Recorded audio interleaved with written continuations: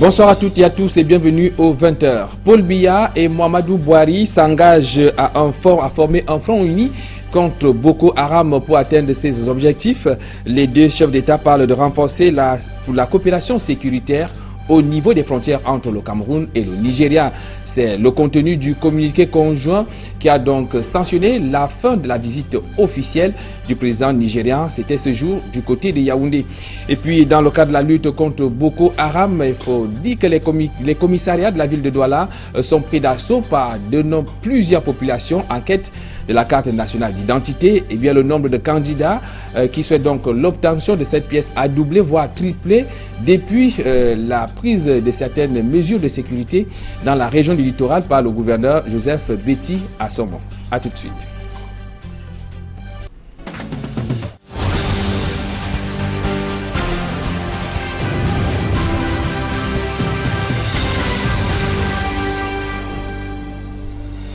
Une fois de plus, bonsoir. La visite officielle de travail et d'amitié du président nigérian s'est donc achevée ce jour du côté de Yaoundé. Celle-ci a donc été sanctionnée par une déclaration commune dite Yaoundé et Abuja. Celle-ci met l'accent sur la lutte contre Boko Haram, mais également le renforcement de la coopération entre les deux pays. L'économie de ce communiqué conjoint avec Emmanuel Diop et Guy Zogo. Le communiqué final qui a sanctionné la visite d'amitié et de travail de 2 jours de Mouhamadou Bouhari, le président nigérian au Cameroun, dresse en fait le bilan de cette rencontre au sommet. D'emblée, les deux chefs d'État ont pu noter que Boko Haram a perdu de sa superbe sur le terrain. Les deux chefs d'État ont relevé avec satisfaction l'affaiblissement en cours des capacités opérationnelles de Boko Haram. Ils ont condamné les attentats terroristes perpétrés par Boko Haram dans les pays du bassin du lac Tchad et exprimer leurs condoléances et leur compassion à l'égard des victimes civiles et militaires de Boko Haram. Néanmoins, ils se sont engagés à l'éradiquer. Ils ont également exprimé leur détermination commune à éradiquer Boko Haram et, dans cette optique, ont convenu, entre autres, d'intensifier l'échange de renseignements entre les services de sécurité des deux pays. Cela passe par le renforcement de la coopération sécuritaire entre les deux pays. Les deux chefs d'État se sont engagés à renforcer la coopération sécuritaire tout le long de leurs frontières communes sous les auspices du Comité de sécurité transfrontalière Cameroun-Nigeria et dans le cadre de la mise en œuvre du concept des opérations stratégiques approuvé par le sommet extraordinaire des chefs d'État et de gouvernement de la Commission du bassin du lac Tchad et le Bénin, tenue à Abuja le 11 juin 2015. Laquelle coopération va aussi intégrer la dimension maritime où les attaques restent récurrentes.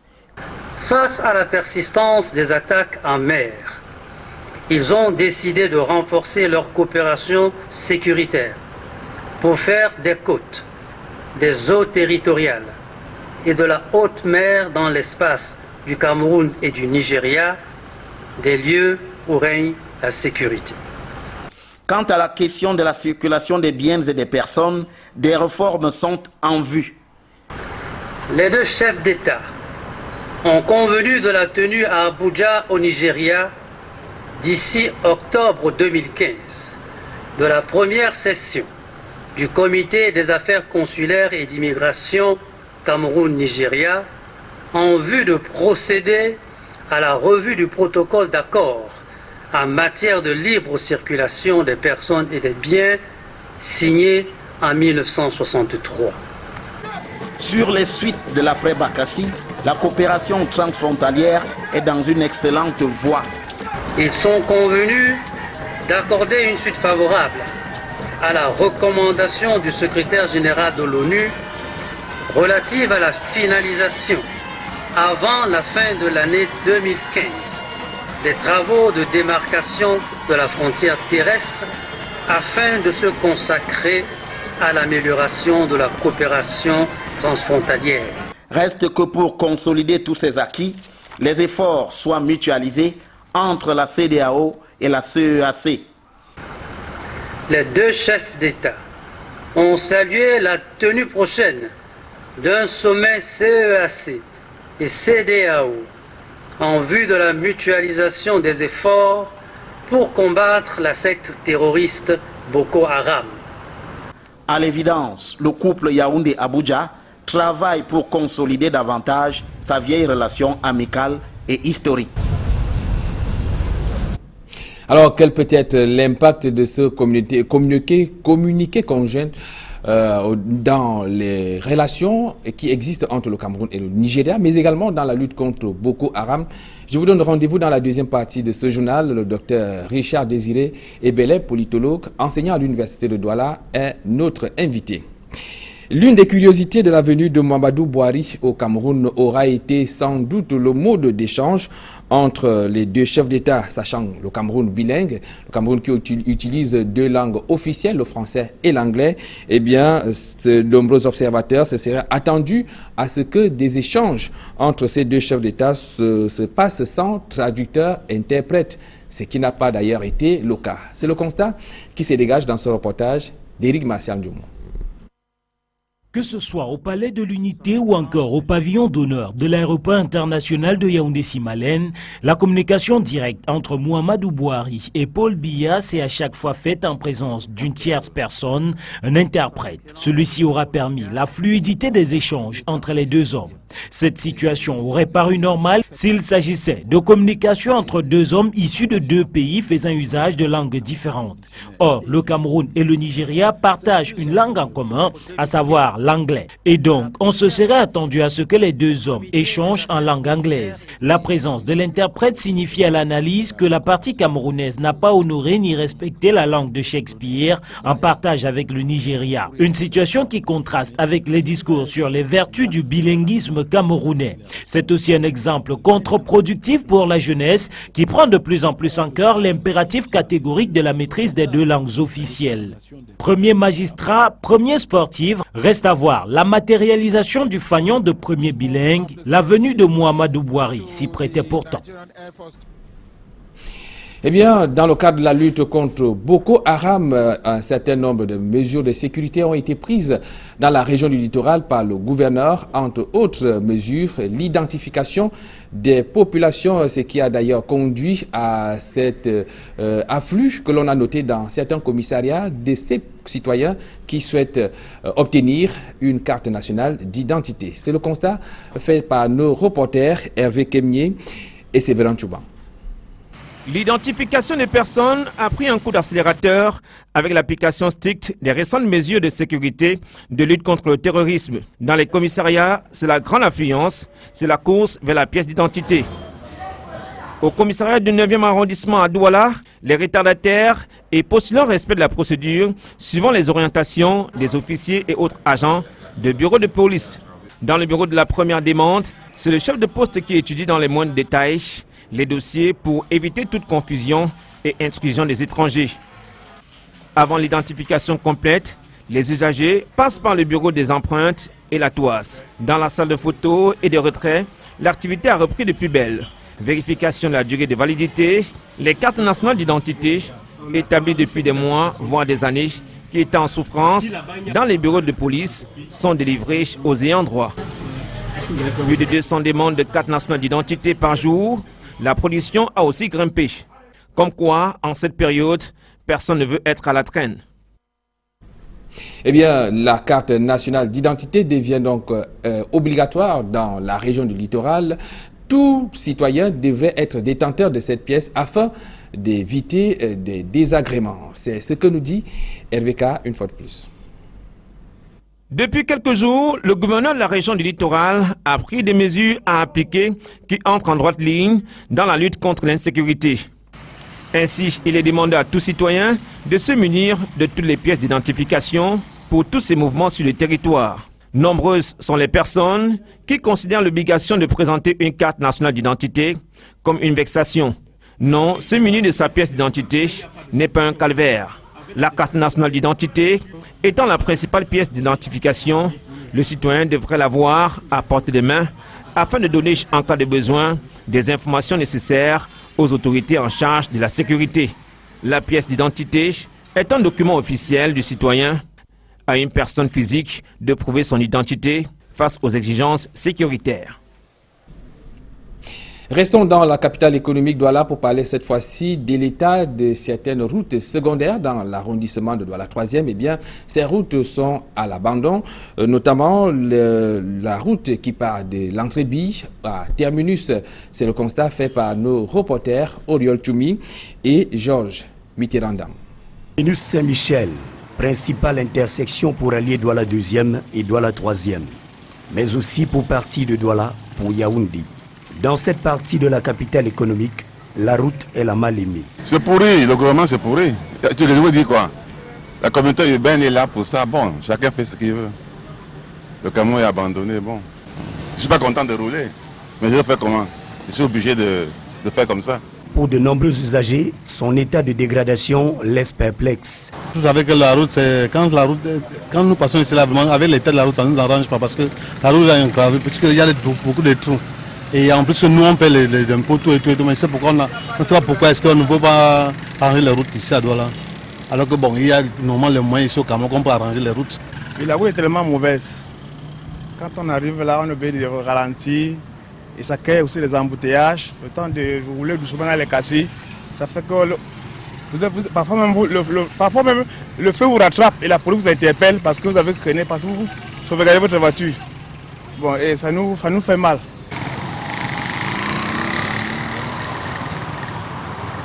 Tout près de cette route agonisante se trouve un drain, lui aussi très redouté.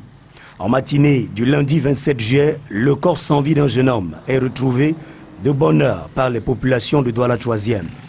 Par le passé, des camions et des voitures de tourisme ont fini leur course dans ce drain.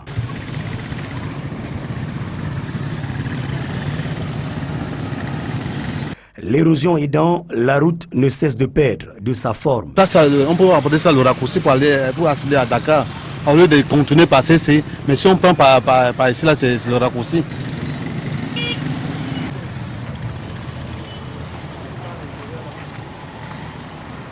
Un peu plus loin, la route de Bilongué, qui est en prolongement de la même voie secondaire, parle d'elle-même. Rendu au bureau de l'Observatoire urbain de la communauté urbaine de Douala, personne ne nous explique pourquoi ces routes restent dans cet état depuis de nombreuses années. En attendant que le délégué du gouvernement apporte une solution, la route ici est en voie de disparition. La suite du journal, on parle de la répartition de la redevance forestière pour indiquer que les communautés villageoises dénoncent la suppression des 10% qui leur sont dus. Un plaidoyer vient d'être d'ailleurs fait dans ce sens. C'était au cours d'une rencontre réunissant parlementaires, chefs traditionnels et magistrats municipaux à Yaoundé. Le compte rendu d'Élisée Mbogba et Marcelin Ganso. C'est une circulaire du directeur général des impôts datant du 26 janvier 2015 qui constitue le nœud du problème. Elle exclut les communautés villageoises du champ de répartition de la redevance forestière annuelle. Une contradiction avec l'arrêté conjoint signé par les ministères des Finances, de l'administration territoriale et de la décentralisation, des forêts et des faunes. Un arrêté du 26 juin 2012 qui stipule dans son article 3 que les populations villageoises riveraines des forêts exploitées ont droit à 10% des revenus provenant de l'exploitation des ressources forestières et fauniques. En réalité, la perte de 10% est une perte dans l'implémentation des projets de développement locaux, c'est-à-dire les projets de développement de chaque village et qui engagent un certain nombre d'investissements. Ça peut être les écoles, ça peut être les puits. En principe, c'est des investissements participatifs, ou une partie que la population rassemble sur place et l'autre qui nous vient justement de ces 10% de la redevance forestière annuelle. Mais ce qui est le plus important ici, c'est que perdre cette quote-part nous amène à perdre ce que nous avons de plus légitime et que nous considérons comme un gain, c'est-à-dire la participation des communautés à la gestion des bénéfices issus des ressources naturelles. C'est donc pour rétablir les communautés villageoises dans leurs droits que ce plaidoyer a été inspiré par le REPAR, parlementaires, chefs traditionnels et maire des communes forestières, milite pour l'abrogation pure et simple de la circulaire querellée de la Direction générale des impôts. Parce que la loi n'a pas été respectée, donc nous voulons qu'on nous rétablisse. Mais sinon, au niveau des communes, cette année 2015, c'est une perte totale. Nous saurons comment rattraper un manque à gagner très considérable en ce qui concerne tout ce qui est développement de ces populations. La suppression des quotes-parts destinées aux populations riveraines des forêts est un coup dur. Elle les prive en effet des ressources qui auraient alors permis de financer leurs plans et projets de développement. À titre d'illustration, entre 2000 et 2011, 118 communes ont perçu près de 64 milliards, dont 13 milliards destinés au financement des projets au profit des populations riveraines et autochtones des zones d'exploitation forestière. Parlons à présent de la pratique de la démocratie en Afrique avec le président Barack Obama qui tense les dirigeants africains qui manœuvrent pour se maintenir au pouvoir. Le président américain n'est pas passé par 4 chemins pour fustiger ces chefs d'État africains qui souhaitent bloquer l'alternance. C'était le 28 juillet dernier au siège de l'Union africaine à Addis Abeba. Il faut dire que c'était un cours magistral de démocratie qui tranche avec un discours devenu célèbre du président de la République camerounais. Éric Massian-Djoumou. Ne dure pas au pouvoir qui veut mais qui peut, dixit Paul Biya. Cette phrase est diamétralement opposée au discours et à la philosophie d'ensemble sur les principes démocratiques de base tels qu'exposés à la tribune de l'Union africaine par Barack Obama. Le président américain qui ne comprend pas qu'un dirigeant essaye de changer les règles au milieu de la partie pour rester en poste. Prenant son propre exemple, Barack Obama pense qu'il est un bon président et que s'il se représentait à la prochaine présidentielle, il pourrait gagner. Seulement a-t-il dit lui-même, il ne peut pas car la loi ne l'y autorise pas. Une leçon d'alternance qu'il souhaite voir appliquée dans les nations africaines. Barack Obama qui va plus loin en estimant que la démocratie va au-delà des élections. Il précise que l'emprisonnement des journalistes ou des activistes est une violation des principes démocratiques. Situation qui, selon lui, se vit pourtant en Afrique. Vous avez peut-être la démocratie sur le papier, mais pas en substance, précise-t-il. Au-delà de la démocratie, Barack Obama a condamné le terrorisme et la corruption qui sévissent en Afrique. Il a conclu en martelant l'importance d'offrir aux filles la même éducation que les garçons. Actualité en Afghanistan, les autorités afghanes l'annonçaient dès hier, les talibans l'ont confirmé aujourd'hui, la mort du Mullah Omar pour les services secrets afghans. Cette mort remonte en 2013 dans un hôpital de Karachi au Pakistan. Plus de précisions avec nos confrères de France 24. Cela faisait 14 ans que le Mullah Omar n'avait pas été vu en public. Voici les rares images que l'on a de lui.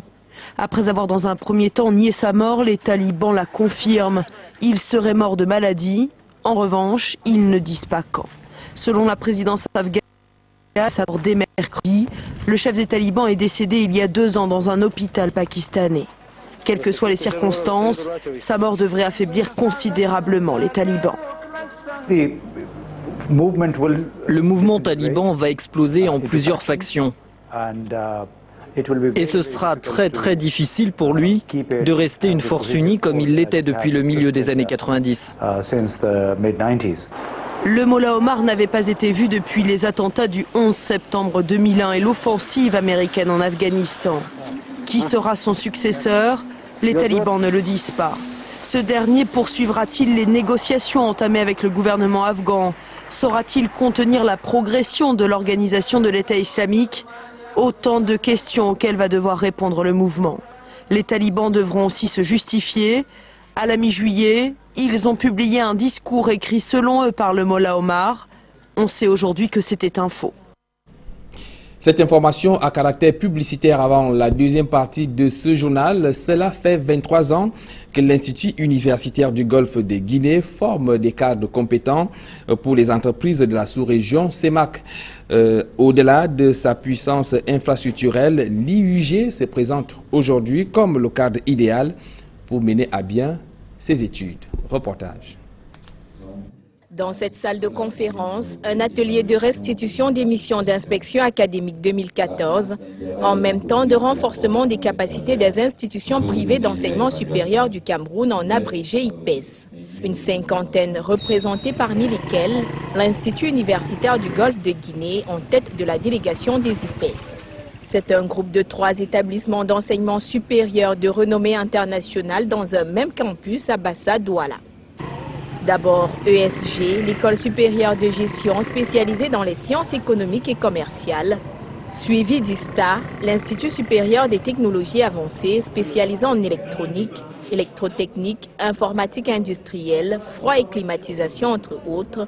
Enfin ISA, l'Institut supérieur des sciences appliquées qui vient répondre aux besoins en formation scientifique et dans les métiers de la santé.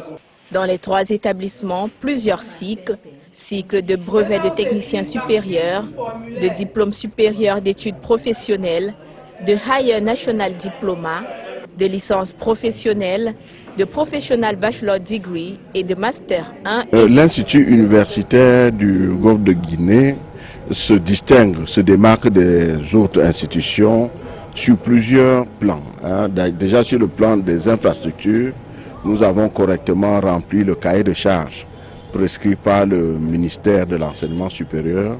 Sur le plan du personnel d'encadrement, nous recrutons conformément déjà à la loi de 2001 et conformément à la réglementation qui régit les recrutements des enseignants dans les institutions privées d'enseignement supérieur, et il en est de même du recrutement des étudiants en première année ou en année de master, dont les critères, les canons scientifiques sont définis par le ministère de l'Enseignement supérieur, et l'Institut universitaire du Golfe de Guinée respecte scrupuleusement ces différents canons.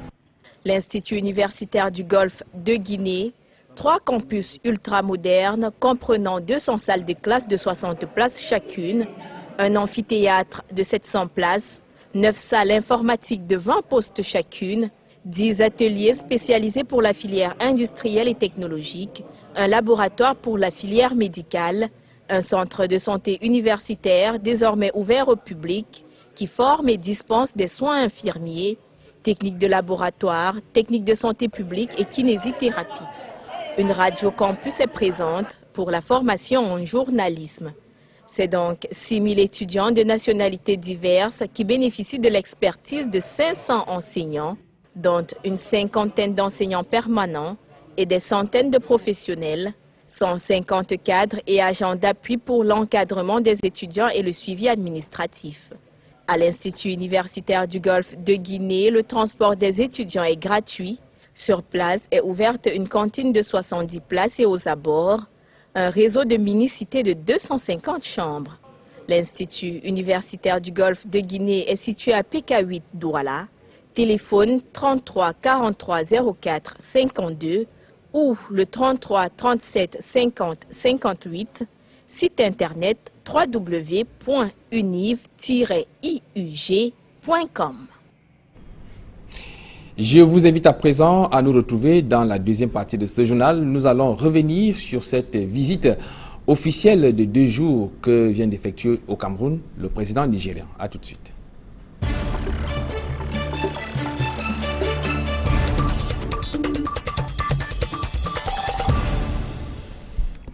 Pour nous accompagner dans cette deuxième partie du journal et décrypter le communiqué conjoint qui a donc consacré la fin de la visite officielle de Mohamedou Bouhari au Cameroun, nous recevons Richard Désiré Ebele. Bonsoir.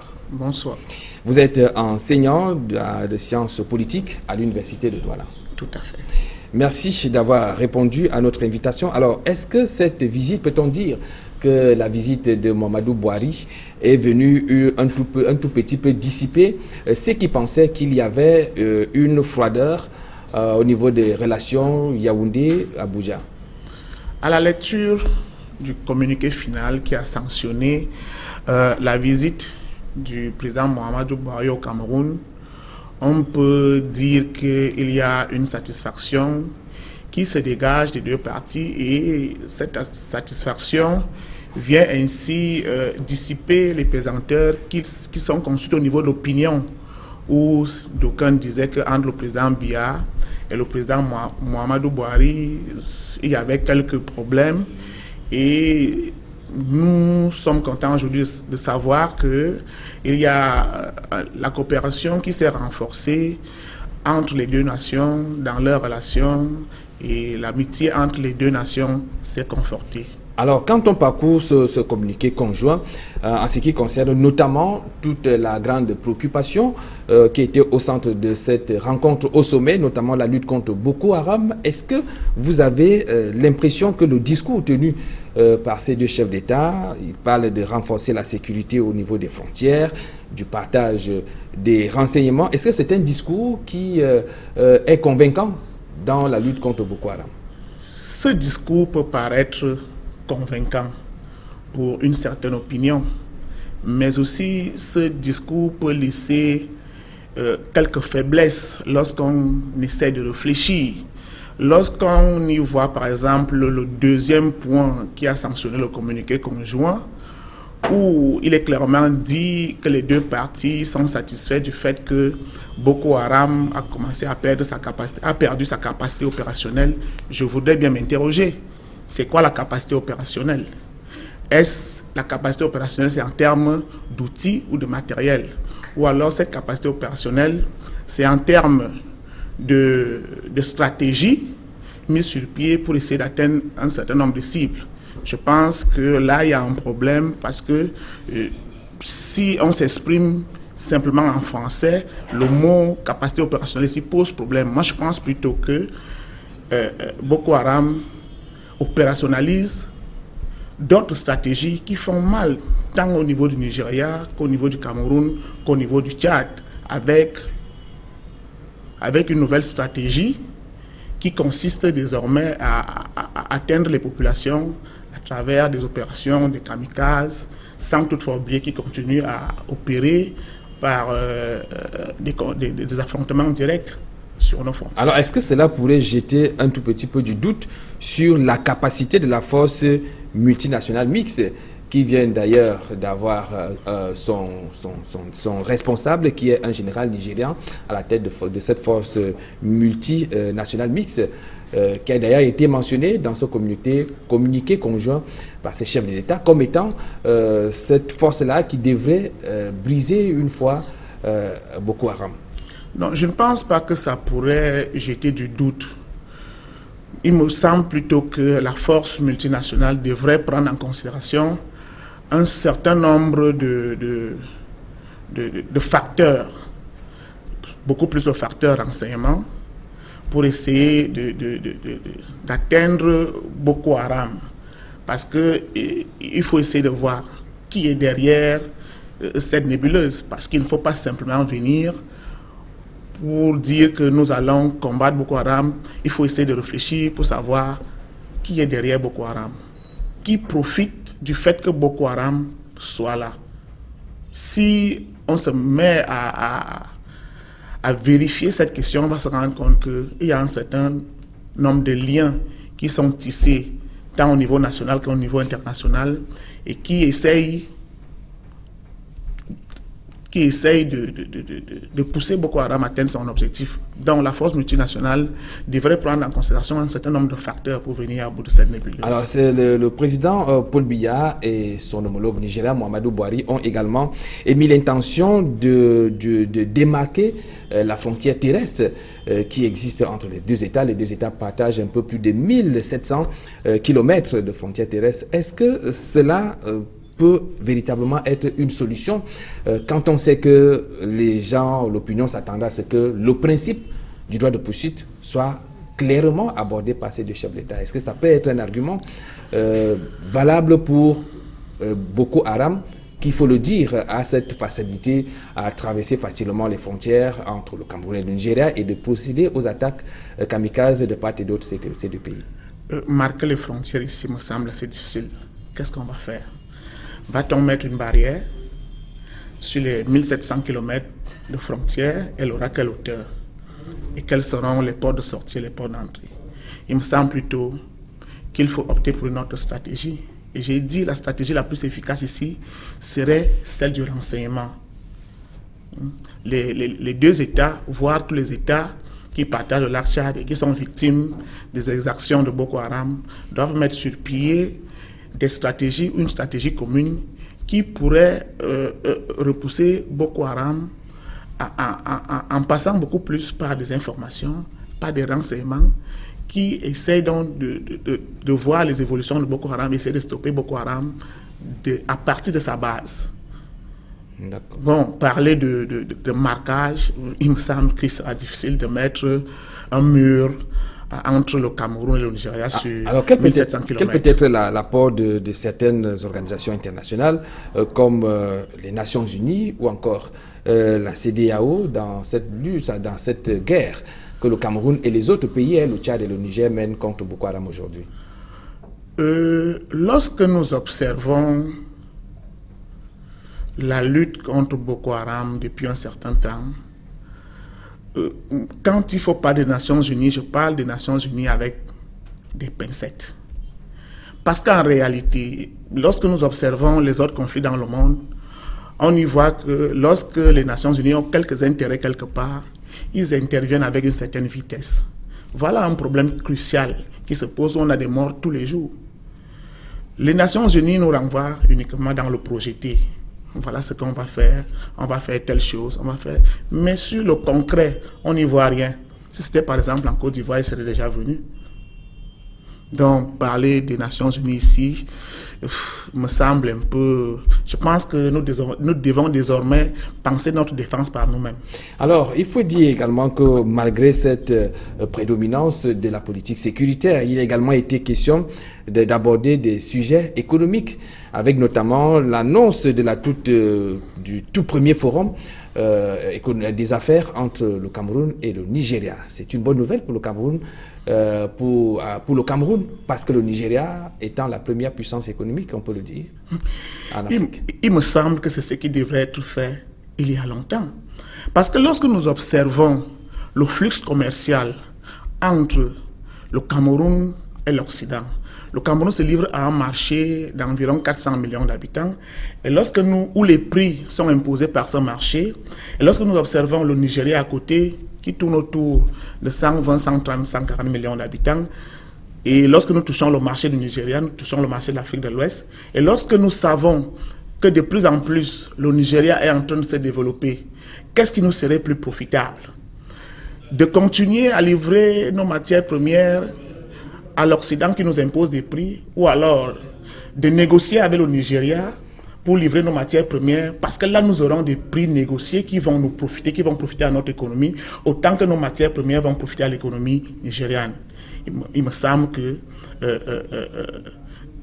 ce débat devrait arriver il y a longtemps, puisque le marché international aujourd'hui me semble un marché étroit qui ne nous apporte rien. Alors, il a également été question de revenir sur ce protocole d'accord en matière de libre circulation des personnes et des biens signé en 1963 entre le Cameroun et le Nigeria, qui devrait une fois de plus être revu. Est-ce que ce n'est pas une issue favorable dans les rapports économiques que le Cameroun présage déjà entre le Nigeria, son pays, son voisin? Le problème de libre circulation ici me semble assez dangereux entre le Cameroun et le Nigeria. Voilà, nous avons déjà un problème sécuritaire avec cette nébuleuse qui essaye de mettre en péril les relations entre le Cameroun et le Nigeria. Parler tout de suite de libre circulation me semble un peu dangereux. C'est qu'il faut d'abord résoudre le problème d'insécurité et voir quels seront les mécanismes qu'il faut mettre sur pied pour aboutir à ce problème de libre circulation des biens et des personnes. Merci Richard Désiré Ebeler, vous êtes enseignant de sciences politiques à l'Université de Douala. Merci d'avoir répondu à notre invitation. C'est moi qui vous remercie, vous m'avez fait honneur.